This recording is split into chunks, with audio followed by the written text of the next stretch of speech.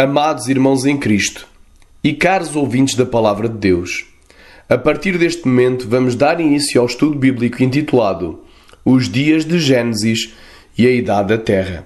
Espero que o Espírito Santo, pela graça de Nosso Senhor e Salvador Jesus Cristo, venha a iluminar a todos os ouvintes deste CD, de modo a que todos fiquem devidamente esclarecidos sobre este fascinante assunto acerca das nossas origens. Será que os dias de Gênesis foram dias literais ou figurativos, representando as tais eras geológicas defendidas pela teoria de Era, ou 6 longos períodos de tempo indefinidos e que se sobrepõem defendidas pelo criacionismo progressivo? O que será que a gramática hebraica nos revela acerca dos dias de Gênesis capítulo 1? O que pensavam os judeus do Antigo Testamento, os apóstolos de Jesus, o próprio Jesus Cristo, a maioria dos antigos pais da Igreja e os reformadores como Lutero e Calvino acerca dos dias da criação de Gênesis? Os atuais cientistas ateus declaram que a Terra é uma Terra idosa com cerca de 4,5 bilhões de anos, sendo que para eles o universo, com todas as suas galáxias, é ainda mais velho que a Terra, tendo surgido há 13,7 bilhões de anos atrás. Os teólogos modernistas aceitam essas datas sem questionar a suposta ciência e advogam que todo esse tempo poderia ser inserido nos dias da criação mencionados em Gênesis, capítulo 1. Por outro lado, os cristãos fundamentalistas e conservadores que se baseiam única e exclusivamente na infalível e inerrante Palavra de Deus, ou que a têm como ponto de partida para as suas investigações, advogam que os dias de Gênesis 1 foram dias literais de 24 horas e que, por esse motivo, é impossível crer que a Terra tenha mais que 6.000 anos. Qual dos dois lados detém a verdade? Será que os dias de Gênesis foram mesmo longos períodos de tempo? Ou será que eles foram dias literais? Será que a Terra tem bilhões de anos? Ou será que ela é na realidade uma Terra jovem e que foi formada por Deus há apenas 6.000 anos? Outras questões poderão ser levantadas, tais como: que método ou quais os métodos de datação foram utilizados para calcular a idade da Terra? São eles fiáveis, infalíveis e seguros? Quais são as pressuposições que os cientistas usam para que se faça uso deles? São elas verdadeiramente científicas?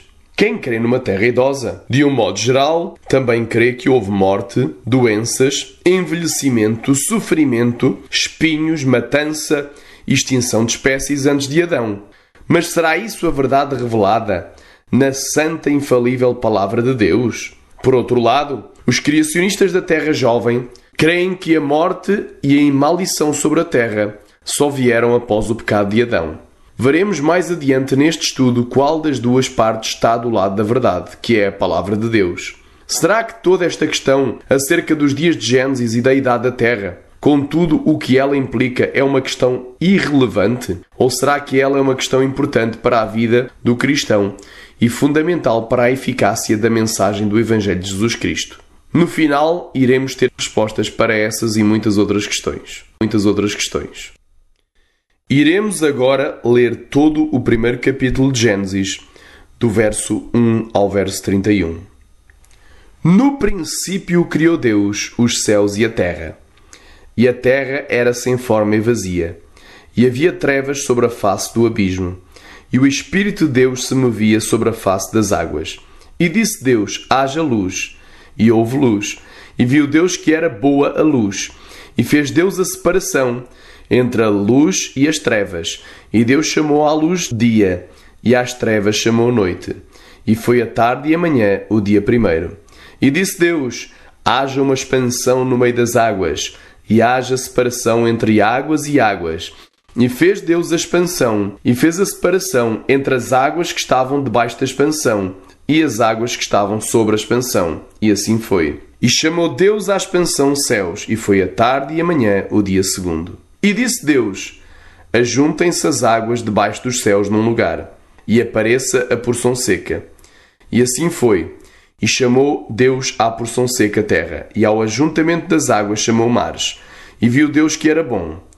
E disse Deus: produza a terra erva verde, erva que dê semente, árvore frutífera que deu fruto segundo a sua espécie, cuja semente está nela sobre a terra. E assim foi. E a terra produziu erva dando semente conforme a sua espécie, e a árvore frutífera cuja semente está nela, conforme a sua espécie. E viu Deus que era bom, e foi a tarde e a manhã, o dia terceiro. E disse Deus: haja luminares na expansão dos céus, para haver separação entre o dia e a noite, e sejam eles para sinais e para tempos determinados, e para dias e anos. E sejam para luminares na expansão dos céus, para iluminar a terra, e assim foi. E fez Deus os dois grandes luminares, o luminar maior para governar o dia, e o luminar menor para governar a noite, e fez as estrelas. E Deus os pôs na expansão dos céus, para iluminar a terra, e para governar o dia e a noite, e para haver separação entre a luz e as trevas. E viu Deus que era bom, e foi a tarde e a manhã, o dia quarto. E disse Deus: produzam as águas abundantemente répteis de alma vivente, e voem as aves sobre a face da expansão dos céus. E Deus criou as grandes baleias, e todo o réptil de alma vivente, que as águas abundantemente produziram, conforme as suas espécies, e toda a ave de asas, conforme a sua espécie. E viu Deus que era bom. E Deus os abençoou, dizendo: frutificai e multiplicai-vos, e enchei as águas dos mares, e as aves se multipliquem na terra. E foi a tarde e a manhã, o dia quinto. E disse Deus: produza a terra alma vivente, conforme a sua espécie, gado e répteis e feras da terra, conforme a sua espécie. E assim foi. E fez Deus as feras da terra, conforme a sua espécie, e o gado conforme a sua espécie, e todo o réptil da terra conforme a sua espécie. E viu Deus que era bom. E disse Deus: façamos o homem à nossa imagem, conforme a nossa semelhança, e domine sobre os peixes do mar, e sobre as aves dos céus, e sobre o gado, e sobre toda a terra, e sobre todo o réptil que se move sobre a terra. E criou Deus o homem à sua imagem. À imagem de Deus o criou, homem e mulher os criou. E Deus os abençoou, e Deus lhes disse: frutificai e multiplicai-vos, e enchei a terra e sujeitai-a, e dominai sobre os peixes do mar, e sobre as aves dos céus, e sobre todo o animal que se move sobre a terra. E disse Deus: eis que vos tenho dado toda a erva que dê semente, que está sobre a face de toda a terra, e toda a árvore em que há fruto que dê semente, ser-vos-á para mantimento. E a todo o animal da terra, e a toda a ave dos céus, e a todo o réptil da terra em que há alma vivente, toda a erva verde será para mantimento. E assim foi. E viu Deus tudo quanto tinha feito, e eis que era muito bom. E foi a tarde e a manhã, o dia sexto.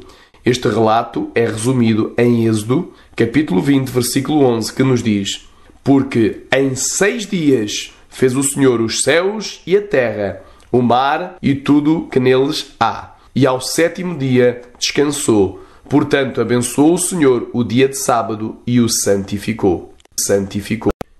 Qual é o género literário do livro de Gênesis? Atualmente, muitos têm colocado em causa a historicidade de Gênesis, alegando ser este livro uma alegoria e não um fato. Alguns chegam mesmo a afirmar que o livro de Gênesis é um mito e que questões como os dias da criação de Gênesis e as genealogias cronológicas de Gênesis capítulo 5 e capítulo 11 não são relatos para tomar em conta literalmente. Mas será isso a verdade? Certos homens alegam que o género literário de Gênesis é a poesia. Mas será que isso pode ser comprovado pela gramática hebraica? Ora, cada livro da Bíblia pertence a um género literário diferente. E sabemos que tanto a poesia como a narrativa têm algumas características específicas que os distinguem. E uma das características fundamentais da narrativa hebraica é precisamente o uso sistemático de conjunções hebraicas, os vavs, equivalentes à nossa palavra i, que somente em Gênesis, capítulo 1, surgem 102 vezes em 31 versículos, o que vem provar que o género literário de Gênesis é realmente a narrativa.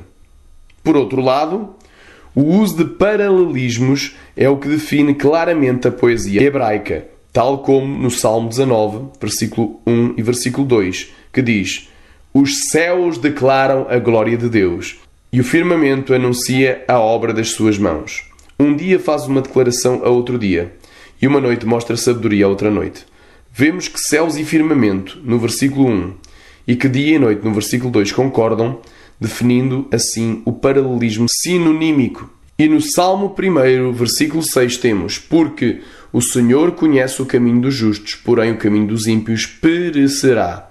Aqui, o caminho dos justos contrasta com o caminho dos ímpios, estabelecendo assim um paralelismo antitético. Tais paralelismos, contudo, não são encontrados em Gênesis. Os escritores do Novo Testamento e o próprio Jesus viam também Gênesis como um relato literal e não como uma alegoria, e eventos como a criação, a queda e o dilúvio foram claramente confirmados como factos reais, o que constitui uma forte evidência interna a favor da historicidade de Gênesis, conforme Mateus capítulo 24, do versículo 37 ao 39, Lucas capítulo 17, o versículo 26 e 27, 2 Pedro capítulo 2, versículo 5 e capítulo 3, versículo 6, Marcos capítulo 10, versículo 6, Mateus capítulo 19, versículo 4, Romanos capítulo 5, do versículo 14 ao 19, 1 Coríntios capítulo 15, versículo 22 e 45, 1 Timóteo capítulo 2, versículo 13 e 14 e, por último, Judas capítulo 1, versículo 14.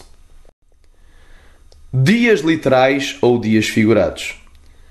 A palavra dia, do hebraico yom, usada mais de 2000 vezes no Antigo Testamento, significa em 1900 vezes, ou seja, em 95% dos casos, dias literais, ou a parte iluminada de um dia de 24 horas. E somente nos outros 5% se podem referir a tempo, um ponto específico no tempo, e a um ano.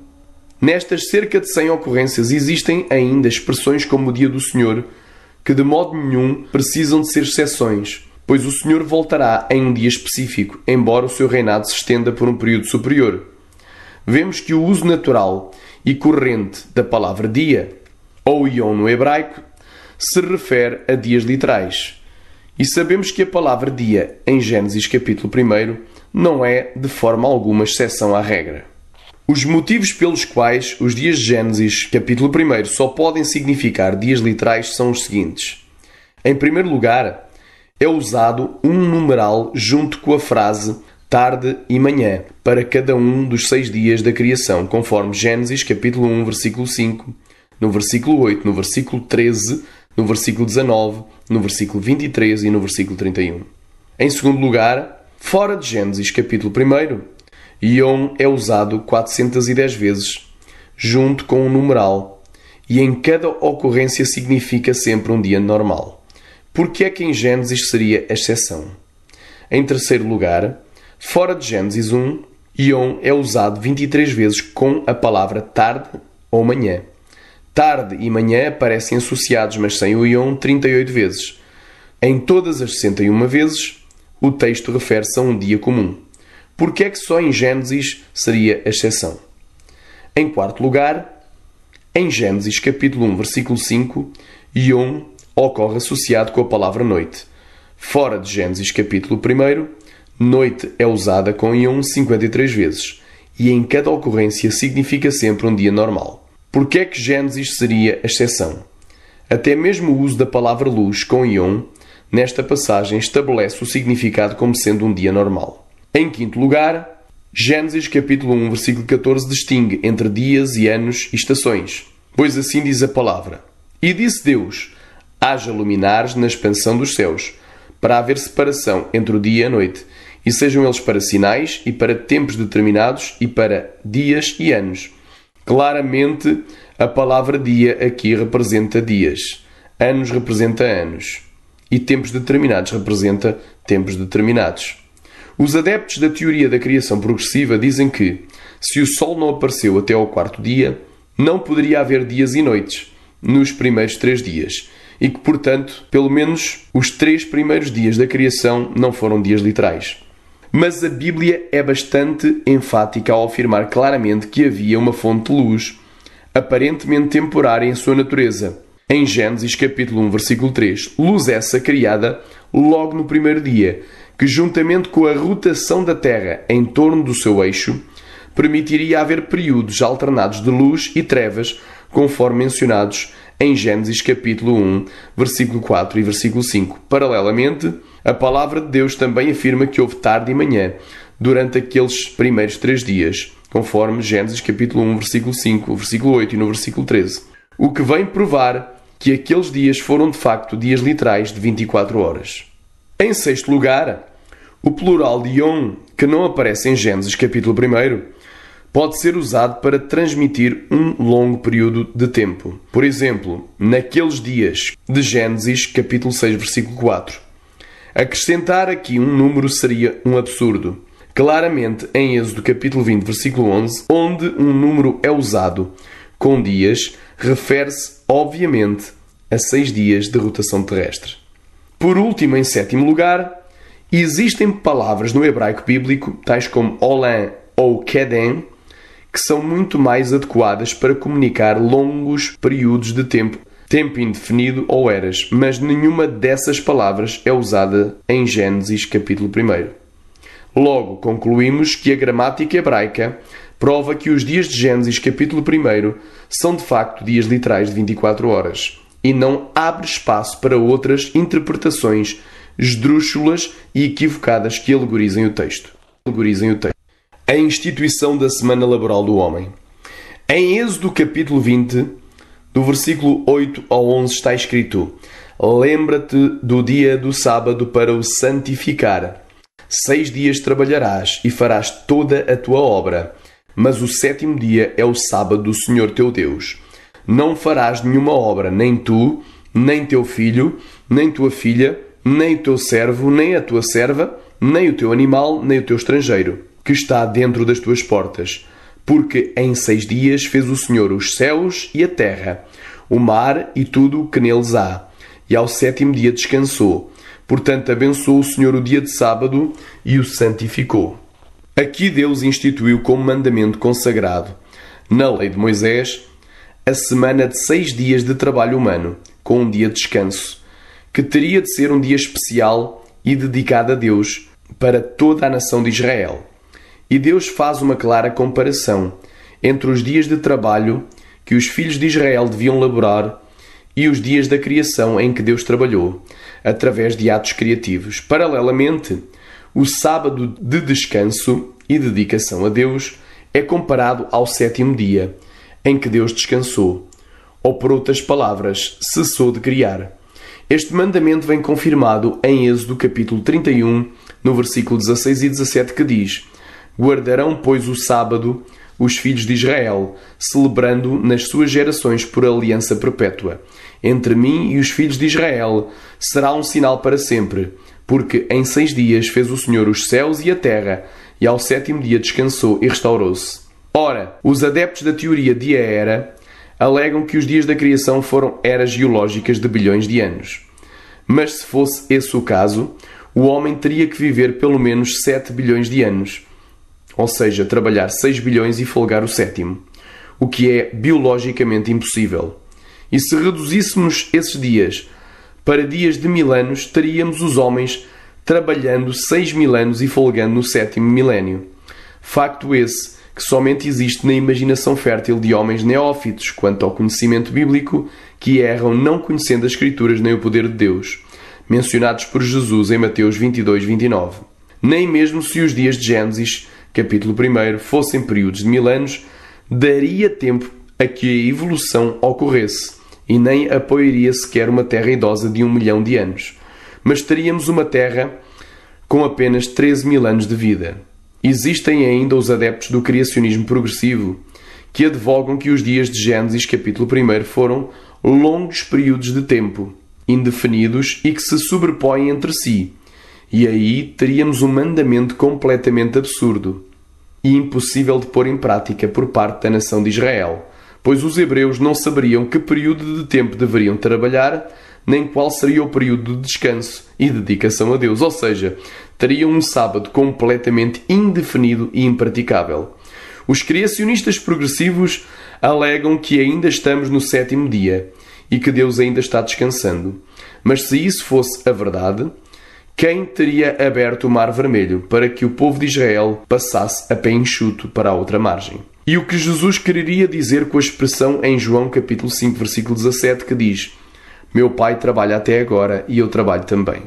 Concluímos, pois, que Êxodo capítulo 20, versículo 11 e capítulo 31, versículo 17 delimitam claramente os dias da criação em dias literais de 24 horas. Qual é a visão histórica da Igreja de Cristo acerca dos dias de Gênesis capítulo 1 e da idade da Terra? Os dias da semana da criação de Deus, mencionados em Gênesis 1, sempre foram vistos como dias literais. Assim o entendiam os judeus do Antigo Testamento. E esse facto pode ser comprovado através do Talmud, que contém interpretações de praticamente cada passagem do Velho Testamento. E a liberdade com que os rabinos têm em interpretar certas passagens da Escritura espantam a nossa imaginação. Todavia, todos eles são unânimes em aceitar os dias de Gênesis 1 como dias naturais de 24 horas. Em um artigo intitulado Crono Messiânico, um livro anual publicado em 1976 pela União Hebraica de Colégios, o rabino Ben Zion Wacholder citou uma declaração do antigo Talmud. Assim como o sétimo oferece uma libertação para o judeu, de forma que o mundo será redimido durante o sétimo milénio. E no Talmud do século II depois de Cristo diz assim: o mundo irá permanecer por 6.000 anos, sendo 2.000 anos de caos e sem lei, 2.000 anos com lei. O último dia dos 2.000 anos com a lei é o período do aparecimento do Mashiach, ou seja, do Messias, o ungido do Senhor. Os pais da igreja primitiva também criam que tudo foi feito em 6 dias e a terra teria milhares de anos. Estes primeiros pais eram os discípulos que aprenderam diretamente com os apóstolos, bem como seus sucessores e descendentes nos primeiros séculos após a morte e a ressurreição de Jesus Cristo, os quais eram quase unânimes em crer que Deus criou todo o universo em apenas 6 dias e criam ainda que Jesus viria algures após 6.000 anos de vida na Terra, baseados na mensagem do apóstolo Pedro acerca da segunda vinda de Cristo, relatada em 2 Pedro, capítulo 3, do versículo 3 ao versículo 10, mais nomeadamente no versículo 8 que diz: Mas, amados, não ignoreis uma coisa, que um dia para o Senhor é como 1.000 anos, e 1.000 anos como um dia. Ireneu relatou: Por tantos dias o mundo foi feito, em tantos milhares de anos se devem concluir. E se Deus fez e concluiu a sua obra no 6º dia, e no 7º descansou, assim também podemos ver a profecia de que está por vir. Todas as coisas da criação em 6 dias foram concluídas. Isto nos torna evidente, portanto, que a história futura vai ter um final depois de 6.000 anos. De acordo com Ireneu, entre os muitos que defendiam esta opinião, a história da humanidade se estende desde a criação até à consumação dos 7.000 anos. O início do 7º milénio é o começo do reinado ungido na Terra. Ireneu não estava sozinho em sua crença. Existem vários outros escritos antigos que concordam com ele. Entre estes escritos estão os Segredos de Enoque, a Epístola de Barnabé, o Testemunho de Adão e outros escritos de cunho teológico judaicos antigos. Os Segredos de Enoque, que data de antes do 1º século depois de Cristo, também chamado Enoque II, é uma tradução eslava. Nele é dito que Deus tinha mostrado a Enoque que a existência deste mundo se findaria aos 7.000 anos, para começar um novo descanso. Pois assim diz: E eu também nomeei o 8º dia. O 8º dia deverá ser o primeiro dia a ser criado após o meu trabalho, e que vem após os 7 dias. Estes 7 dias vêm sob a forma de 7.000 anos. E que depois deste período de tempo é o início do 8º dia, no qual haverá um período infinito e eterno. A Epístola de Barnabé afirma: E Deus fez em 6 dias as obras de suas mãos, e ele acabou no 7º dia, e ele no 7º dia descansou e o santificou. Considere isto, meus filhos, que se isso significa que ele terminará a sua obra em 6 dias vindouros, e que em 6.000 anos o Senhor vai dar um fim ao sistema de governo humano que conhecemos, pelo que sabemos que um dia é para ele como 1.000 anos, como se atesta nas Escrituras, dizendo: Eis que este dia é como 1.000 anos. Portanto, Em 6 dias, ou seja, dentro de 6.000 anos, todas as coisas devem ser cumpridas. E que é o que ele disse? Ele disse que ao 7º dia ele descansou. Isto significa que, quando o seu filho vier outra vez, irá julgar e abolir os tempos dos ímpios no fim dos 6 dias, e deve haver sinais no sol, na lua, nas estrelas, neste fim dos 6 dias. Em seguida, o começo do 7º dia, que será o começo do dia glorioso de descanso. Apesar da maioria dos pais concordarem entre si acerca da literalidade do relato da criação mencionado em Gênesis capítulo 1, e que a Terra teria apenas alguns milhares de anos, todavia havia uma pequeníssima minoria de teólogos como Orígenes que punha apenas em causa os 6 dias literais da criação. Mas essa crença não implicava que Deus tivesse demorado muito tempo para criar todo o universo, mas sim que o tempo que ele levou a concluir todas as coisas não poderia ser medido por ser Deus um ser intemporal. E esta ideia fora extraída da filosofia pagã grega e se devia a influências externas à própria palavra de Deus. Esta visão também nada tinha a ver com teorias modernas, como a dos dias Era, surgidas no século XIX, que defenderam que estes dias da criação seriam longas eras geológicas. E acerca destes pais minoritários declarou Lutero: os dias da criação eram dias de duração normal. Devemos entender que estes dias eram dias reais, ao contrário da opinião dos santos pais. Quando verificamos que as opiniões dos pais da Igreja discordam das Escrituras, nós, reverentemente, as temos em conta e reconhecemos-los como sendo os nossos inspiradores. No entanto, não devemos deixar de lado a autoridade das Escrituras por causa deles. Por último, todos os reformadores do século XVI criam em dias literais e numa terra de milhares de anos, pois assim escreveu Lutero: quando Moisés escreve que Deus criou o céu e a terra e tudo o que estava nele em 6 dias, então deixa que este período seja mesmo 6 dias, e não te aventures a fazer algum comentário a respeito dos 6 dias serem considerados um. Mas se não consegues entender como isto pôde ter sido feito em 6 dias, então dá ao Espírito Santo a honra de saber mais do que tu, porque tu deves lidar com as Escrituras, tendo em conta que é o próprio Deus quem diz o que nelas está escrito. Uma vez que é Deus quem está a falar, não é apropriado que queiras alterar a sua palavra da forma que desejas. Similarmente, João Calvino declarou: embora a adoração do mundo agora a declinar para o seu fim ainda não tenha alcançado 6.000 anos, o trabalho de Deus não foi realizado num momento, mas em 6 dias. Em 6 dias. Os dias de Gênesis vistos pela verdadeira ciência. Segundo os teólogos modernos, os dias de Gênesis podem representar longas eras. Mas será isto a verdade? A Bíblia é clara e nos diz que para cada um dos 6 dias da criação houve tarde e manhã. Ora, tarde é a parte escura do dia, e amanhã a parte iluminada de um dia regular de 24 horas.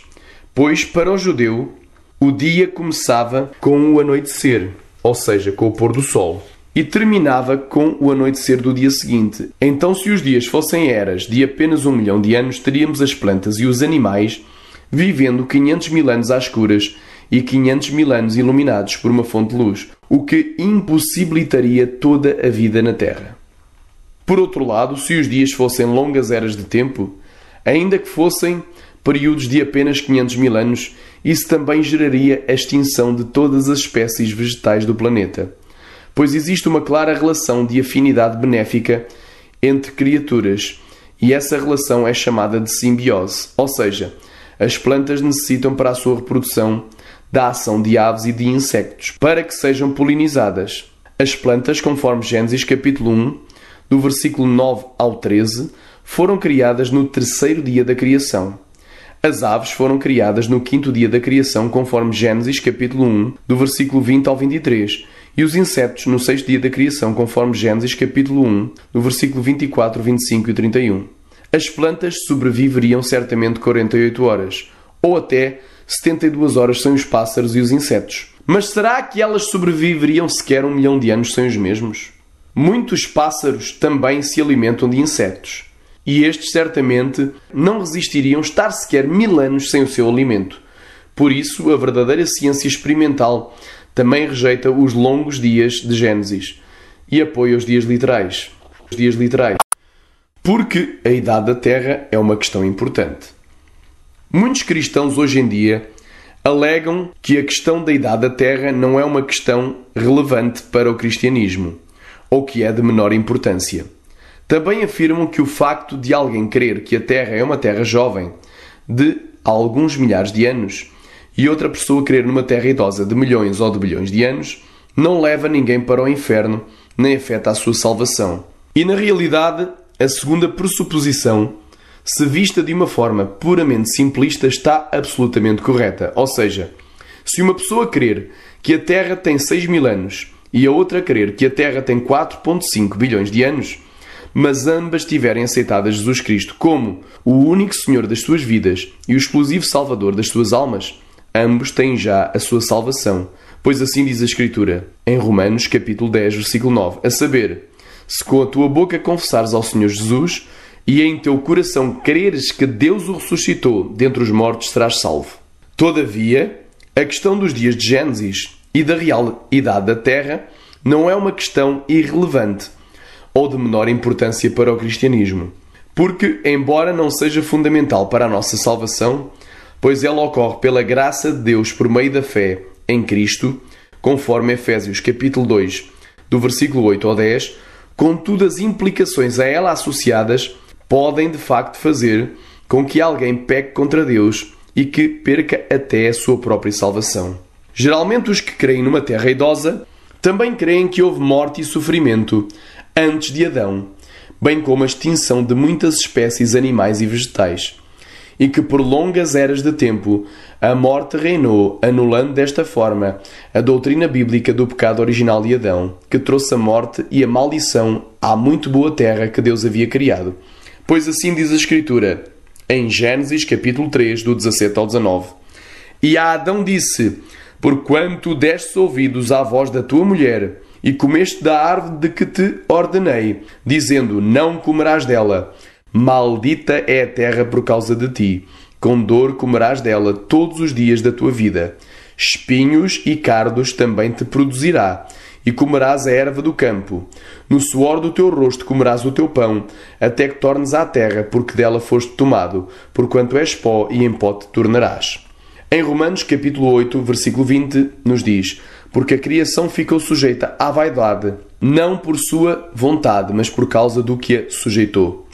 E em Romanos capítulo 5, versículo 12, nos diz, portanto, como por um homem entrou o pecado no mundo, e pelo pecado a morte, assim também a morte passou a todos os homens, por isso que todos pecaram. E em Romanos capítulo 5, versículo 14, nos diz, no entanto, a morte reinou, desde Adão até Moisés, até sobre aqueles que não tinham pecado à semelhança da transgressão de Adão, o qual é a figura daquele que havia de vir.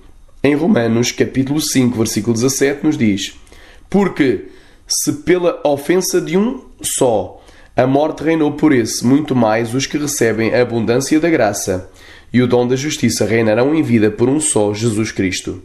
Em 1 Coríntios, no capítulo 15, versículo 21, nos diz, porque assim como a morte veio por um homem, também a ressurreição dos mortos veio por um homem. E no versículo 22, porque assim como todos morrem em Adão, assim também todos serão vivificados em Cristo. Vemos claramente que foi por causa da transgressão e desobediência de Adão que o pecado e a morte entraram no mundo físico criado. Logo, crer no inverso, ou seja, crer que através da morte veio a existir a humanidade, é dar apoio à teoria da evolução que advoga que o homem atual descende de um primata que se extinguiu há milhões de anos atrás e criar um grave erro e contradição com as Sagradas Escrituras, o que se constitui de heresia sancionada em Gálatas capítulo 5, do 19 a 21, que diz, porque as obras da carne são manifestas, as quais são adultério, fornicação, impureza, lascívia, idolatria, feitiçaria, inimizades, porfias, emulações, iras, pelejas, dissensões, heresias, invejas, homicídios, bebedices, glutonarias e coisas semelhantes a estas, acerca das quais vos declaro, como já dantes vos disse, que os que cometem tais coisas não herdarão o reino de Deus. A Bíblia expressamente fala que todos os seres viventes eram herbívoros a quando da sua criação, inclusivamente o próprio homem, conforme Gênesis capítulo 1, do versículo 27 ao 30, que nos diz: E criou Deus o homem à sua imagem de Deus o criou, homem e mulher os criou.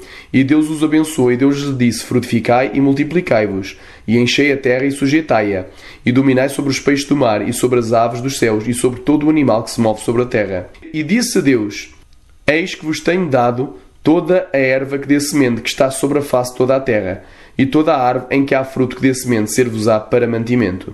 E a todo o animal da terra, e a toda a ave dos céus, e a todo o réptil da terra, em que há alma vivente, toda a erva verde será para mantimento. E assim foi. Logo, não havia morte nem derramamento de sangue sobre a terra antes do 6º dia da criação. E a este estado perfeito Deus chamou de muito bom, conforme Gênesis capítulo 1, versículo 31, que diz: E viu Deus tudo quanto tinha feito, e eis que era muito bom, e foi a tarde e amanhã o dia 6º. Nem ainda no 7º dia da semana da criação divina havia morte, pois diz o texto em Gênesis capítulo 2, versículo 2 e versículo 3: E havendo Deus acabado no 7º dia a obra que fizera, descansou no 7º dia de toda a sua obra que tinha feito. E abençoou Deus o dia 7º e o santificou, porque nele descansou de toda a sua obra que Deus criara e fizera. Logo, Deus não iria ter na sua muito boa criação, concluída no 6º dia, pecado, morte e destruição, nem abençoar e santificar o 7º dia, se já existissem doenças, sofrimento, matança e extinção de espécies, como advogam a teoria da evolução e os adeptos das teorias de Era e do criacionismo progressivo. A primeira morte deu-se no Jardim do Éden, conforme o capítulo 3 de Gênesis, e logo após o pecado de Adão, que até então era o governante da terra, que havia sido criada perfeita e estava sujeita a ele. Quando o primeiro casal pecou, desobedecendo à ordem de Deus e comendo do fruto proibido da árvore do conhecimento do bem e do mal, viram que estavam nus e tiveram vergonha. Então cozeram para si folhas de figueira e fizeram aventais para se cobrirem. Mas Deus não se agradou daquela primeira veste, pois ela patenteava um esforço ou obra humana para a salvação, que é inútil e abominável aos olhos de Deus, pois a salvação vem pela graça de Deus e não por obras humanas. Para além disso, seria uma veste que não satisfazia a eficácia de um Deus santo e justo, pois cobriria apenas parte da nudez do homem, deixando grande parte do corpo humano a descoberto, exposto à cobiça alheia. Seria como se estivessem seminus e trajados escandalosamente, como por exemplo com um fato de banho ou de biquíni na presença do Deus vivo, santo e todo-poderoso, expondo desta forma as suas vergonhas, e logo seria uma veste sensual e imoral, que não aplacaria a cobiça alheia e estimularia a concupiscência da carne que havia entrado pela tentação de Eva. Em terceiro lugar, o material utilizado era de pouca duração, e assim também são os prazeres passageiros da carne e as diversões enganosas deste mundo caído, tenebroso e pecador, como diz a palavra de Deus em Mateus capítulo 16, versículo 26, pois que aproveita ao homem ganhar o mundo inteiro, se perder a sua alma, ou que dará o homem em recompensa da sua alma. Mas pelo inverso, a túnica em pele de animal, por ser um material resistente, representava o amor imutável de Deus e a eterna salvação do Senhor Jesus. Por isso, o próprio Deus matou certamente um animal, derramando o seu sangue, tipificando desta maneira a morte de Jesus na cruz do Calvário, para remir a todo pecador que crer. E isto porque ele não é um Deus sádico e não iria por certo esfolar um animal vivo, deixando-o sofrer até morrer. O pecado exigiria uma morte imediata do pecador, conforme Romanos capítulo 6, versículo 23 e Ezequiel capítulo 18, versículo 20. Mas como Deus é misericordioso e não tem prazer nem na morte do ímpio, Ele mesmo ordenou a nossa salvação através da morte de um animal inocente que seria o substituto do pecador. De igual modo, Jesus, que nunca pecou, foi o nosso substituto ao morrer naquela cruz por todos os pecadores. Por isso, quem nele crer não entrará em condenação, mas terá a vida eterna. Após a morte do animal, Deus extraiu dele as suas peles e fez 2 túnicas, uma para Adão e outra para Eva, de modo a que ficassem dignamente, humildemente e com pudor trajados para andar na presença do Deus vivo. E esta veste sim cobriria por completo a nudez do casal e tamparia as suas vergonhas. Repare que, embora Deus não ofereça detalhes acerca da morte desse animal, ele representa, sem dúvida, Cristo, o Cordeiro de Deus que tira o pecado do mundo, pois o sangue de Jesus Cristo é superior ao de qualquer animal, e esse sim nos purifica de todo o pecado. E aquele que está vestido com Jesus é templo do Espírito Santo, e deve-se revestir de Deus e buscar o batismo com o Espírito Santo. Somente quando estamos debaixo da cobertura do sangue de Jesus Cristo, temos a túnica celestial vestida em nossos corpos, e estamos então trajados devidamente para entrar nas bodas do Cordeiro e preparados para subir no dia do arrebatamento, que já se avizinha, e não um mero avental de obras humanas, mundanas, pecaminosas e satânicas, que nos arrastam e precipitam para o reino das trevas, a condenação eterna. Pense nisto. Não havia espinhos e cardos na muito boa criação de Deus, conforme Gênesis capítulo 3, versículos 17 e 18. Mas, contudo, eles existem no registro fóssil. E logo, se crermos que houve morte e extinção de espécies antes de Adão, estaremos anulando o que foi escrito por Jesus, o qual falou que a Escritura não pode ser anulada, em João, capítulo 10, versículo 35, parte B. Colocar a morte e a maldição antes do Éden é contrariar a vontade de Deus, que é a revelação da sua palavra, e fazer cair os fundamentos do Evangelho, pois se houve morte antes de Adão, por quem então morreu o nosso Cristo, e quem veio ele redimir do pecado e da morte?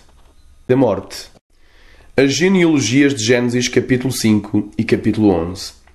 Segundo James Ussher, no seu livro The Annals of the World, publicado em 1654, feito através de estudos exaustivos e de cálculos matemáticos pelas Sagradas Escrituras, comparando-os com todos os dados seculares históricos existentes, que na época eram bem maiores do que são hoje, tendo em conta as muitas obras literárias que se perderam nos últimos séculos, chegou à conclusão que a Terra foi criada no ano 4004 a.C. E assim temos a criação de Adão no ano 0, o ano da criação, em 4004 a.C., conforme Gênesis 5, 1 e 2. Adão gerou o seu filho Sete com 130 anos, no ano 130 depois da criação, em 3874 a.C., de acordo com Gênesis 5, 3. Sete gerou Enos, com 105 anos, no ano 235 desde a criação, em 3769 a.C., segundo Gênesis 5, 6. Enos gerou Cainã, com 90 anos, no ano 325 após a criação, em 3679 a.C., conforme Gênesis 5, 9. Cainã gerou a Maalael, com 70 anos, no ano 395 desde a criação, em 3609 a.C., de acordo com Gênesis capítulo 5, versículo 12. Maalael gerou Jared, com 65 anos, no ano 460 depois da criação, em 3544 a.C., segundo Gênesis 5, 15. Jared gerou a Enoque, com 162 anos, no ano 622 após a criação, em 3382, conforme Gênesis capítulo 5, versículo 18. Enoque gerou a Matusalém, com 65 anos, no ano 687 desde a criação, em 3317 a.C., de acordo com Gênesis 5, 21. Matusalém gerou Lameque, com 187 anos, no ano 874 depois da criação, em 3130 a.C., segundo Gênesis capítulo 5, versículo 25. Adão morreu com 930 anos, no ano 930 após a criação, em 3074 a.C., conforme Gênesis 5, 5. Enoque foi transladado ao céu com 365 anos, no ano 987 desde a criação, em 3017 a.C., de acordo com Gênesis 5, 23 e 24, tipificando assim a Igreja que será em breve arrebatada até ao terceiro céu, onde será julgada segundo as suas obras para o galardão e participará dos 7 anos das bodas do Cordeiro. Sete morreu com 912 anos, no ano 1042 depois da criação, em 2962 a.C., segundo Gênesis 5, 8. Lameque gerou Noé, com 182 anos, no ano 1056 após a criação, em 2948 a.C., conforme Gênesis 5, 28 e 29.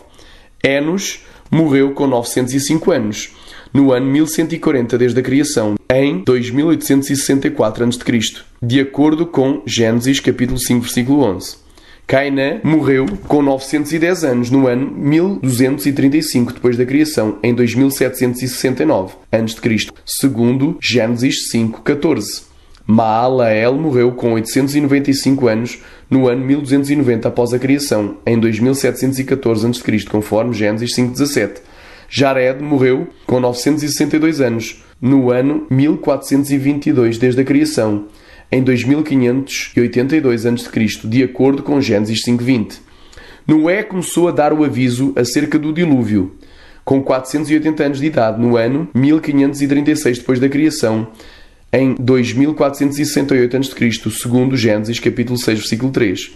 Noé gerou Jafé com 500 anos, no ano 1556 após a criação, em 2448 a.C., conforme Gênesis 5:32. Noé gerou Sem com 502 anos, no ano 1558 desde a criação, em 2446 a.C., de acordo com Gênesis 11:10. Lameque morreu com 777 anos, no ano 1651 depois da criação, em 2353 a.C., segundo Gênesis 5:31. Matusalém, o homem que viveu mais tempo, morreu com 969 anos, no ano 1656, após a criação, o ano do dilúvio, em 2348 a.C., de acordo com Gênesis 5:27. Inicia o dilúvio universal, que arrasou toda a superfície terrestre, extinguindo todo aquele que não pôde entrar na arca quando Noé tinha 600 anos de vida. No ano de 1656 desde a criação, em 2348 a.C., conforme Gênesis 7:11. De realçar que, durante 40 dias, houve copiosa chuva, e que as águas prevaleceram acima de toda a superfície terrestre por 150 dias. E após isso iam-se escoando, e a arca de Noé, com os 8 sobreviventes humanos e representantes de todos os animais terrestres e voadores, pousou no Monte Ararat no 5º mês, mas somente 1 ano e 10 dias decorridos após o início da grande enchente, e isto no ano de 1657 desde a criação. Sem gerou Arafaxade com a idade de 100 anos, no ano de 1658 depois da criação, em 2346 a.C., de acordo com Gênesis 11:10. Arafaxade gerou Selá, com 35 anos, no ano de 1693 após a criação, em 2311 a.C., segundo Gênesis 11:12. Selá gerou Éber com 30 anos de vida, no ano de 1723 desde a criação, em 2281 a.C., conforme Gênesis 11:14. Nimrod levou o povo à rebelião contra Deus, no período de 100 anos que seguiram ao dilúvio. Ele e a sua perversa mulher, Semiramis, instigaram a construção da Torre de Babel, que era um monumento destinado a glorificar o homem, e estabeleceram um sistema religioso mundial, a grande meretriz de Apocalipse 17, chamada Babilónia, que era a primeira estaca do atual ecumenismo de Roma, que será a religião mundial do Anticristo, no período da Grande Tribulação. Como juízo por esta rebelião, Deus confundiu as línguas de todos, fazendo com que eles não se entendessem e se espalhassem por toda a terra. E isto porque uma só era a língua de todos, desde o princípio da criação. Este facto se deu no ano de 1756 após a criação, em 2248 a.C., de acordo com Gênesis 10, do 8 ao 10, e Gênesis 11, do 1 ao 9. Éber gerou Peleg, com 34 anos, no ano de 1757 após a criação, em 2247 a.C., segundo Gênesis 11:16. Foi neste ano também que foi repartida a terra, conforme Gênesis 10:25. Peleg gerou Reu, com 30 anos, no ano de 1787 desde a criação, em 2217 a.C., de acordo com Gênesis 11:18. Reu gerou Serug, com 32 anos, no ano de 1819 depois da criação, em 2185 a.C., segundo Gênesis 11:20. Serug gerou Naor, com 30 anos de idade, no ano de 1849 após a criação, em 2155 a.C., conforme Gênesis 11:22. Naor gerou a Terá, com 29 anos, no ano de 1878 desde a criação, em 2126 a.C., de acordo com Gênesis 11:24. Terá gerou a Arã, com 70 anos de vida, no ano de 1948, depois da criação, em 2056 a.C., segundo Gênesis 11:26. Peleg morreu com 239 anos, conforme Gênesis 11, 18 e 19. E Naor morreu com 148 anos, no ano de 1996, após a criação, em 2008 a.C., de acordo com Gênesis 11, no versículo 24 e 25. Terá gerou Abrão, mais tarde chamado Abraão, com 130 anos. Pois Abraão não foi o primogênito de Terá, apesar de ter sido mencionado primeiro em Gênesis 11:26. A prova disso é encontrada comparando Gênesis 11, 31 e 32 com Atos 7, do versículo 2 ao 4, e com Gênesis 12, do 1 ao 4. Este facto se deu no ano 2008, desde a criação, em 1996 a.C., segundo Gênesis 11:26. Após esta exaustiva explanação cronológica, chegámos à conclusão que, de Adão até Abraão, somente decorreram cerca de 2000 anos. Ora, de Abraão até Jesus, as datas são deveras conhecidas pela suficiência das Escrituras e dos dados seculares históricos existentes, que completam mais 2000 anos. E é sabido que de Jesus até aos dias de hoje se passaram mais 2000 anos, prefazendo um total de 6000 anos de vida para a Terra. Logo, é impossível que a Terra tenha sequer 1 milhão de anos pelas Sagradas Escrituras. Muitos poderão objetar que certas cronologias podem ser abreviadas, ter lacunas ou omissões, e não ser por isso base para que se estabeleçam cronologias exatas ou aproximadas da realidade. Mas esse não é certamente o caso de Gênesis 5 e 11, pois neste caso existe uma fórmula específica que nos indica que esta genealogia teve por um dos principais objetivos estabelecer datas precisas, pois em nenhuma outra parte na Escritura temos a seguinte fórmula: X viveu Y anos e gerou Z, e viveu mais Y anos depois que gerou Z, e foram todos os anos de X, Y anos e morreu. Existem apenas 20 gerações de Adão até Abraão, confirmadas ainda no Antigo Testamento, em 1 Crónicas capítulo 1. E no Novo Testamento, esta genealogia de Gênesis 5 é vista como sendo literal, e não simbólica ou representativa por Judas, meio-irmão de Jesus, o qual declarou assim em Judas capítulo 1, versículo 14, e destes profetizou também Enoque, o 7º depois de Adão, dizendo: Eis que é vindo o Senhor com milhares de seus santos, confirmando assim a narrativa de Gênesis. Ora, se até à 7ª geração depois de Adão ela é vista como literal no Novo Testamento, seria irracional supor que poderíamos encaixar os milhões ou bilhões de anos defendidos pelos evolucionistas, por crentes liberais e pelos teólogos modernos entre as 13 gerações que faltam até Abraão. E mesmo que existisse alguma lacuna, seria preciso usar de uma imaginação muito fértil e irracional para que se pudesse inserir as longas eras de tempo nestas genealogias. Há ainda quem ponha em causa a veracidade da longevidade pré-diluviana, dizendo que as idades de centenas de anos relatadas em Gênesis capítulo 5 e capítulo 11 estão inflacionadas e que são na realidade dezenas de anos. Mas seria tal conjectura impossível de ser verdade, pois se posta em prática daria aso a que, por exemplo, Adão viesse a ter um filho com apenas 13 anos de idade, Sete teria tido um filho com apenas 10 anos e Enos teria o seu filho com 9 anos, sendo que muitos outros teriam tido filhos quando tivessem somente 3 anos de idade, o que seria biologicamente impossível. A origem dos milhões de anos. A ideia de que a Terra não teria 6000 anos de vida, mas sim milhões de anos, é uma ideia recente que veio à tona somente através do uniformitarismo geológico fundado por James Hutton em 1795 no seu livro Teorias da Terra, que dava longas eras de tempo indefinido para a formação dos continentes e rochas, que seria cíclica, o qual dizia que a Terra teria certamente mais que 6000 anos de idade, anulando desta forma a fé nas cronologias bíblicas para a idade da Terra. Mais tarde, no ano de 1833, Charles Lyell, em seu livro Princípios da Geologia, defendia que os processos geológicos e os índices de mudança no tempo presente dariam a interpretação do passado. Por outras palavras, o presente seria a chave do passado, e logo, se no presente não vemos camadas de rocha e fósseis se formando todos os dias, nem um dilúvio global, então não houve dilúvio no passado.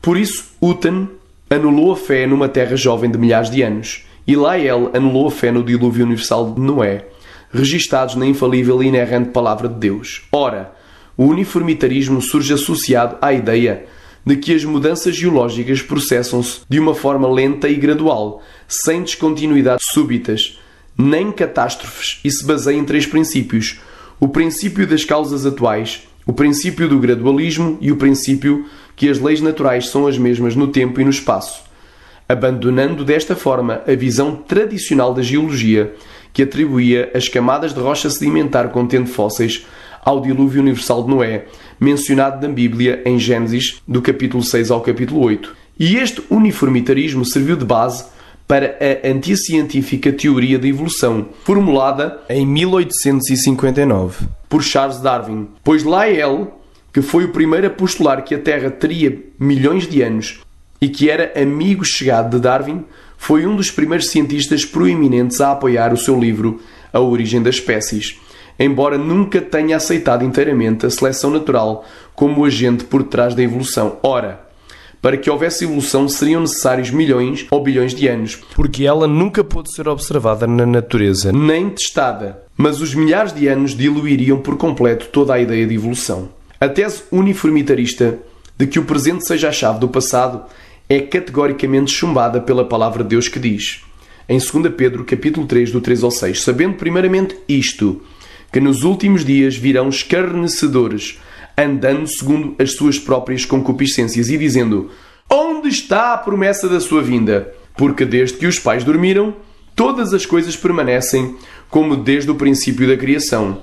Eles voluntariamente ignoram isto, que pela palavra de Deus já desde a antiguidade existiram os céus e a terra, que foi tirada da água, e no meio da água subsiste, pelas quais coisas pereceu o mundo de então, coberto com as águas do dilúvio.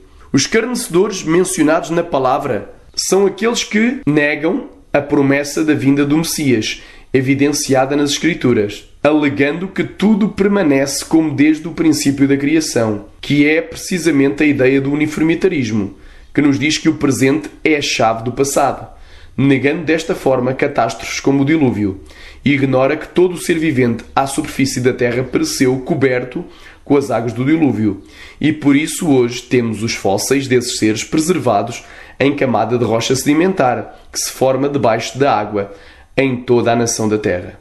As camadas de rocha sedimentar contendo fósseis, dentro delas, longe de apresentarem evidências de longas eras geológicas de tempo para que se tenham formado, elas apresentam uma clara evidência para a grande catástrofe mundial, o dilúvio universal de Noé, que no ano de 1656 após a criação, arrasou com toda a superfície terrestre e matou bilhões de criaturas, sepultando-as rapidamente em incontáveis toneladas de sedimentos e transformando-as em fósseis que hoje podemos observar e analisar. Logo, o dilúvio é a chave do presente, pois o presente registro das rochas e dos fósseis revela claramente esse dilúvio. Muitos daqueles que creem nos bilhões de anos, se forem questionados acerca da evolução e da origem animalesca do homem, certamente vão rejeitar ambas. Só que se esquecem que a escala de tempo defendida e usada para explicar a origem da vida no universo, ela precisamente foi criada por evolucionistas que não creem em Deus e muito menos têm as Sagradas Escrituras como sua regra de fé e prática. Em suma, poderemos afirmar que é quase irracional para os cristãos atuais crerem numa terra idosa, baseados numa escala de tempo inventada e defendida pelos evolucionistas, quando se sabe a priori que a mesma escala de tempo inclui o início da vida através da evolução e que o homem descende de um macaco. Uma pergunta eu faço para os criacionistas da Terra idosa, que creem nos bilhões de anos de vida na Terra. Sabendo que as ideias de que a Terra terá 4,5 bilhões de anos está associada às ideias do início de vida através da evolução e que o homem é descendente de um primata, como poderei eu crer que a Terra é antiga e não crer na evolução? Não seria mais fácil se tomar como ponto de partida a própria palavra de Deus, no lugar de partir da falsamente chamada ciência da evolução, para interpretar as Escrituras? Se tomássemos a palavra de Deus como base, então poderíamos corretamente entender as evidências no mundo criado. A idade aparente. Deus criou este vasto universo completo, complexo, variado, ordenado e devidamente funcional há apenas 6.000 anos, mas com uma aparência de idade. Muitos poderão perguntar, o que é isso de idade aparente? A idade aparente é aquela que, a priori, e de um ponto de vista de uma análise superficial, dá a indicação ou ideia de ser uma, mas que na realidade é outra. Ou seja, aparentemente a Terra é uma Terra que levou muito tempo a ser formada, pois segundo os evolucionistas ela era uma bola de fogo que necessitaria de milhões de anos para esfriar. Mas a Bíblia nos relata que a Terra era na realidade uma terra fria já desde a sua criação, no dia primeiro, pois estava envolta em um abismo de águas e submersa, e só veio à superfície parte dela no terceiro dia da criação, conforme Gênesis capítulo 1, versículo 1, 5, 9, 10 e 13. Deus criou toda esta terra de uma forma sobrenatural e instantânea durante apenas 6 dias, porque falou e foi feito, mandou e logo apareceu, conforme o Salmo capítulo 33, versículo 9. Logo, significa imediatamente e não bilhões de anos após. De igual modo, Deus não criou as sementes e as plantou no solo esperando que brotassem os renovos, crescessem e se tornassem adultas, mas fez todas as plantas já adultas. Inclusive, Deus não plantou as sementes de árvore e esperou que crescessem por dezenas de anos, mas fez as árvores já adultas e certamente sem os anéis de crescimento, mas com frutos e sementes dentro delas. Também Deus não fez um óvulo fertilizado e esperou 9 meses para que nascesse da barriga da sua mãe. E nem esperou até que atingisse a idade adulta, mas Deus fez o primeiro casal já adulto, sem umbigos e pronto a se reproduzir. O mesmo se deu com todos os seres voadores, aquáticos e terrestres. Todos eles foram criados já adultos e pronto a casalar entre si. Por isso, se chegasse um cientista no 6º dia da criação e olhasse de uma forma superficial para Adão e Eva, ele diria certamente que teriam 20 anos. Mas se fosse mais inteligente, olharia para o ventre de ambos e verificaria que não teriam umbigo, pois Deus deixa sempre um sinal na sua criação, para que entendamos que temos um Criador e não estamos aqui por um mero acaso. Pois assim diz em Romanos capítulo 1, versículo 19 e 20. Porquanto o que de Deus se pôde conhecer neles se manifesta, porque Deus lhe manifestou, porque as suas coisas invisíveis desde a criação do mundo, tanto o seu eterno poder como a sua divindade, se entendem e claramente se veem pelas coisas que estão criadas, para que eles fiquem inexcusáveis. Métodos de datação e as supostas evidências para a antiguidade da Terra. Hoje em dia existem 2 tipos de métodos para tentar determinar a idade da Terra. Os métodos de datação radiométrica e os métodos de datação incrementais que não são radiométricos, e ambos dependem de pressuposições, ou seja, hipóteses e não certezas. Os métodos de datação radiométrica, como o potássio-argon, o urânio-chumbo, rubídio-estrôncio e o carbono-14, são alguns dos mais utilizados métodos para que se façam datações. Geralmente, os 3 primeiros são usados e defendidos pelos cientistas para estabelecer datas longas para a idade da Terra. Os métodos de datação radiométrica se baseiam em princípios de desintegração ou decaimento radioativo, conhecidos como emissão alfa, beta e gama. Estes processos avaliam as taxas de desintegração ou decaimento de elementos químicos radioativos, também conhecidos como radioisótopos. Nos processos de desintegração radioativa, o elemento químico radioativo, também chamado de elemento pai, que é instável, como por exemplo o potássio 40, se transforma num elemento químico radiogénico, também conhecido como elemento filho, que é estável, tal como o argon 40. O tempo que leva a que a quantidade de elemento pai se desintegre e se reduza para metade é conhecida como meia-vida. E todos estes métodos de datação partem de pressupostos. Pressupostos esses que são impossíveis de serem provados pela verdadeira ciência factual, e logo todos os dados deles extraídos são enganadores por excelência, pois estão sujeitos a erro, são subjetivos e relativos. As pressuposições queridas ao se usar a datação radiométrica são: A. Constância das taxas no presente e no passado. B. Conhecimento prévio das condições iniciais. E C. Sistema fechado ou incontaminado. No primeiro pressuposto, os cientistas assumem que o tempo que demora o elemento pai a se transformar em elemento filho é o mesmo no presente e foi sempre o mesmo no passado. Mas existem indícios de que a velocidade de decadência no presente poderá ser afetada ou alterada por diversos fatores, como a radiação solar. E como ninguém teve desde o princípio a medir a decadência radiométrica, logo, ninguém também pode provar que foi sempre a mesma no passado. No segundo pressuposto se afirma que não existia elemento filho na amostra inicial. Mas aqui também não existe pessoa alguma à face da Terra que possa saber as condições iniciais de qualquer amostra, ou seja, se tinham ou não tinham lá elementos filho. pois tudo isto é pura especulação. No último pressuposto, parte-se do princípio que tudo decorreu num sistema fechado e não houve contaminação da amostra que provocasse a alteração dos dados, ou seja, das percentagens de elemento pai e filho a medir numa amostra. Mas mais uma vez aqui os evolucionistas se enganam redondamente, pois é sabido que todo o processo de decaimento decorre num sistema aberto e não fechado. Ora, bastaria que apenas uma destas três pressuposições estivesse errada em qualquer método de datação para que todas as datas deles advindas caíssem por terra e não pudessem ser usadas como provas científicas. Por isso ninguém poderá afirmar com certeza absoluta que a Terra tem 4,56 bilhões de anos, baseados em amostras de rochas de meteoritos e usando métodos de datação radiométricos como fizeram os cientistas em 1956. O que eles podem afirmar é que, se as taxas de decaimento foram sempre as mesmas no passado, se não existia elemento filho na amostra inicial e se não houve contaminação do sistema que viesse a distorcer os dados, então a Terra tem 4,56 bilhões de anos. Ou seja, esta idade proposta para o tempo de vida na Terra é apenas uma hipótese relativa e não uma certeza absoluta. Nos dias atuais, estes métodos são tidos como absolutos, precisos e infalíveis. Mas o que esses brilhantes cientistas não dizem aos leigos é que mais de metade das datas laboratoriais são por eles rejeitadas e que geralmente quando uma amostra vai para o laboratório, ela já vai com uma idade relativa pré-assumida, a qual tem que casar com a escala da evolução. Por isso, quando alguma data laboratorial não bate com o dogma evolucionário dos milhões e bilhões de anos, é automaticamente rejeitada. Outro dado curioso é saber que, entre métodos de datação diferentes, todos eles dão datas diferentes e que, usando o mesmo método em laboratórios diferentes, também resulta em datas diferentes.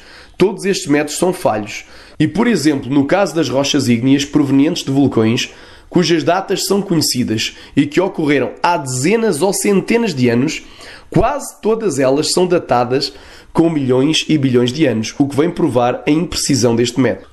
Existem ainda métodos de datação incrementais, tal como os anéis de crescimento das árvores, a deposição de sedimentos no fundo dos oceanos e o hélio que a cada ano escapa para a atmosfera, entre muitos outros.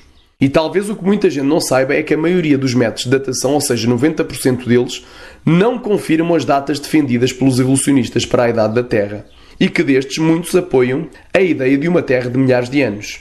Entre esses temos a rotação das galáxias, a desintegração rápida dos cometas, o encolhimento do diâmetro do Sol, a existência de camadas de rocha em formato de U, os radiohalos que existem nas rochas mais antigas da Terra, a degradação rápida do material biológico, a existência de muito carbono 14 em estratos geológicos profundos.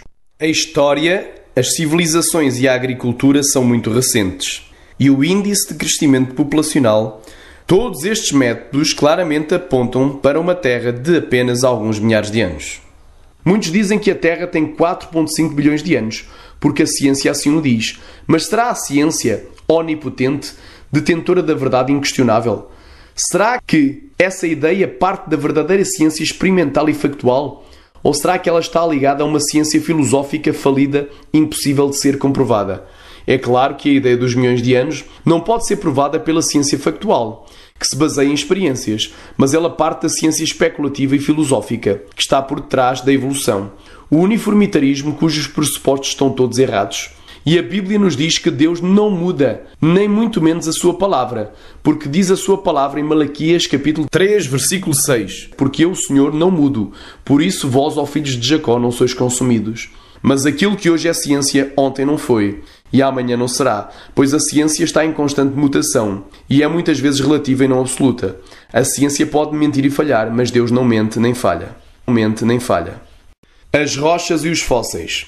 Muitos alegam, baseados na teoria uniformitarista inventada por James Newton, que as rochas sedimentares encontradas sobrepostas em várias camadas representam longas eras de tempo separadas entre si por milhões de anos, sendo que, para que uma camada de rocha sedimentar se formasse, isso levaria eras de milhões de anos.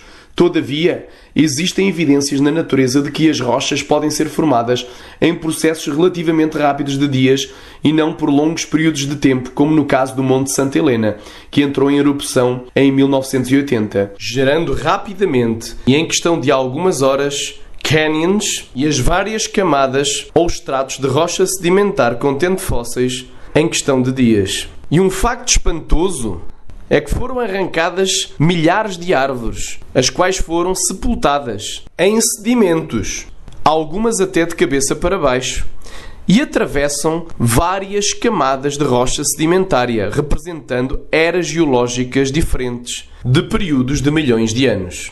Facto esse que vem deitar por terra a teoria de que as camadas de rocha sedimentar enunciadas na coluna geológica de Charles Lyell representam períodos ou eras de tempo diferentes de vida na Terra.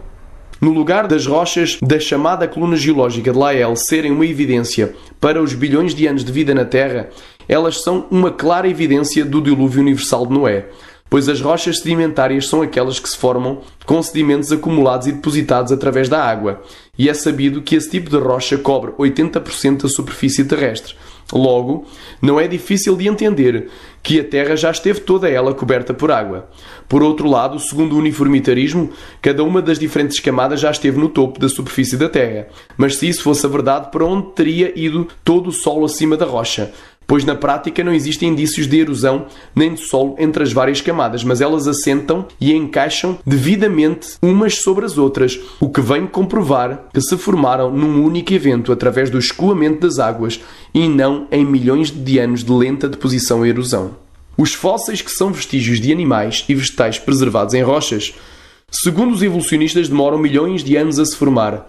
Só que existem fortes evidências de que os milhões de anos arrasariam por completo todo e qualquer vestígio fóssil, pois é sabido que, quando, por exemplo, morre um animal, se este ficar no solo por apenas alguns dias, logo o seu corpo começa a deteriorar, ou seja, a apodrecer.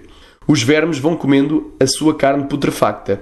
Os animais necrófagos, como as hienas e os abutres, se encarregam de comer a maior parte das carcaças e, por último, as bactérias e outros micro-organismos acabam por dissolver o resto, o que vem provar que não se formam fósseis de maneira lenta e gradual, e assim se cumpre a lei científica criada por Deus e enunciada em Gênesis capítulo 3, versículo 19, que diz: "No suor do teu rosto comerás o teu pão, até que tornes à terra, porque dela foste tomado, porquanto és pó, e em pó te tornarás." Se os fósseis demorassem milhões de anos a se formar, como explicaríamos haver ainda fósseis de animais e plantas de tecidos corporais moles e delicados como lesmas, medusas do mar, moluscos, pétalas e vermes devidamente preservados? Encontramos ainda no registro fóssil a maioria dos animais em postura de agonia, como se estivessem sufocando. Facto esse que vem comprovar que certamente morreram afogados nas águas do grande e universal dilúvio de Noé. Vemos peixes engolindo outros peixes menores e até alguns como o ichthyosauro apanhados no ato de dar à luz a sua cria. Facto esse que vem comprovar que foram mortos e sepultados rapidamente e não lentamente por longos períodos de tempo. Pois para que um fóssil seja formado são necessárias 3 condições básicas. Primeiro, morte rápida. Segundo, rápido sepultamento. E terceiro, forte compressão. Logo, colocar milhões de anos para que ocorra a fossilização não faz qualquer nexo, nem tem nenhuma lógica científica. Conclusão. Nos dias atuais, a maioria das pessoas toma como dado absoluto a longa idade da Terra, ou seja, que ela é uma Terra de 4,5 bilhões de anos e que é impossível que ela tenha apenas alguns milhares de anos. Mas agora eu pergunto, como pode alguém saber ao certo qual é a idade da Terra? Pode alguém afirmar com absoluta certeza a sua idade? Ora, somente alguém que tivesse vivido desde o princípio poderia ser uma testemunha fiel da idade da Terra. Contudo, nenhum homem viveu tanto tempo assim, e até mesmo o primeiro homem criado por Deus, Adão, viveu 930 anos e depois desceu ao pó da terra. Só existe um que esteve desde o princípio da criação e que pode testemunhar com exatidão acerca da idade da terra, o próprio Deus. E ele não nos deixou em trevas, mas nos revelou através da sua santa palavra, o livro de Gênesis. Ao longo de todo este estudo, verificamos que os dias de Gênesis capítulo 1 são sem dúvida alguma dias literais de 24 horas, pois esta era a visão histórica da Igreja de Cristo na Terra e de todos os grandes homens de Deus até ao século XVIII. Assim interpretavam os judeus do Antigo Testamento, bem como os apóstolos de Jesus e seus discípulos, os primeiros pais da Igreja primitiva e ainda os pioneiros da Reforma protestante como Lutero e Calvino. O próprio Jesus, sendo ele Deus onisciente, sabia que o primeiro casal, Adão e Eva, foram feitos logo no início da criação e não milhões ou bilhões de anos após. E ele mesmo nos revelou isso na sua santa palavra, conforme está escrito em Mateus capítulo 19, versículo 4, que diz: Ele, porém, respondendo, disse-lhes: Não tendes lido que aquele que os fez no princípio, macho e fêmea os fez? Por outro lado, a semana de 6 dias de trabalho e um de descanso instituída por Deus em Êxodo capítulo 20, do versículo 8 ao 11, é comparada à semana de 6 dias da criação, facto esse que delimita a extensão temporal dos dias de Gênesis capítulo 1 em dias de 24 horas, pois dar-lhe outras interpretações seria criar um mandamento sem sentido, ilógico e impossível de ser posto em prática por parte da nação de Israel no Antigo Testamento. Vimos ainda que a palavra dia, yom, no hebraico, é sempre acompanhada por um numeral e pela expressão tarde e manhã, em cada um dos 6 dias da semana criativa de Deus, significando sempre em todas as outras ocorrências do Antigo Testamento dias literais, facto esse que sela a literalidade dos dias de Gênesis capítulo 1. Também vemos que a gramática hebraica prova que o género literário de Gênesis é a narrativa e não a poesia. Por isso não admite outra interpretação para a semana da criação que não seja dias literais de 24 horas. Se somarmos ao dia da criação de Adão as datas cronológicas encontradas nas genealogias de Gênesis capítulo 5 e capítulo 11, verificamos que Adão viveu 930 anos e morreu. E da criação deste até Abraão decorreram 2000 anos. De Abraão até Jesus passaram-se mais 2000 anos. E de Jesus até os dias de hoje foram mais 2000 anos, totalizando cerca de 6000 anos de tempo de vida para a Terra. Por este facto, todo aquele que crê nos dias literais de Gênesis capítulo 1, inevitavelmente terá que crer numa Terra de 6000 anos de idade. Pense nisto. A ideia de uma Terra idosa com 4,5 bilhões de anos é uma ideia que está claramente associada à ideia da evolução e serve apenas a causa da não científica teoria da evolução, pois para que o universo surgisse num Big Bang, ou seja, para que por um acaso a matéria tivesse surgido, seriam necessários muitos milhões ou até alguns bilhões de anos. Sem os milhões ou bilhões de anos já não haveria mais evolução. Por isso, os bilhões de anos são um motor que ainda mantém vivo o mito da evolução nos dias atuais, pois uma Terra jovem de apenas 6000 anos arrasaria por completo a ideia de evolução. Ora, como a evolução nunca pôde ser observada nem repetida, nem alvo de testes, experiências e previsões que se cumprissem, e logo ela não é verdadeiramente científica, então ela teria que ter acontecido há muito tempo atrás, numa era remota. Por outro lado, Deus não precisaria nem de 6 dias para criar todas as coisas, mas poderia tê-las criado num único segundo, pois ele não depende do tempo, e logo, uma Terra com apenas 6000 anos é coisa bastante simples e fácil para o Deus do impossível. Mas para que o acaso tivesse feito tudo aquilo que o Deus Todo-Poderoso criou em tão pouco tempo, levaria bilhões de anos a se consumar. Os bilhões de anos nos trazem a morte e a maldição na Terra antes da criação de Adão. Facto esse que anula o que está escrito na palavra de Deus e fomenta a heresia. Por isso tenha fé naquilo que foi escrito pelo inspirado Moisés no livro de Gênesis, pois crer nele como facto e história verídica e nos dias da criação como literais é crer no próprio Jesus, que assim disse em João capítulo 3, versículo 12.